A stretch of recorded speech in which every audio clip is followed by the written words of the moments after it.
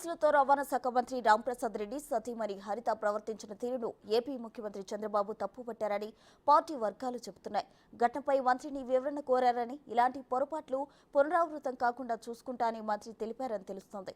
అధికారులు, ఉద్యోగుల పట్ల అంతా గౌరవంగా ఉండాలని, ప్రభుత్వానికి చెడ్డ పేరు తెచ్చేలా ఎంత స్థాయి వారు వ్యవహరించినా ఉపేక్షించేదే లేదని సీఎం చంద్రబాబు చెప్పినట్లు పార్టీ వర్గాలు తెలిపాయి.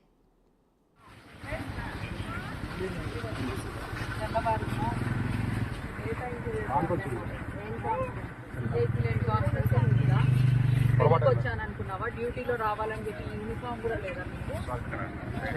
దేనికి సారీ? ఏంటి పొరపాటు? గవర్నమెంటే కదా ఇస్తుండే జీతము. వైసీపీ వాళ్ళు ఏమైనా ఇచ్చారా? మరి డ్యూటీ చేస్తున్నారా లేకపోతే ఏమన్నా? మీకోసం అర్ధగంట నుంచి వెయిట్ చేస్తాము.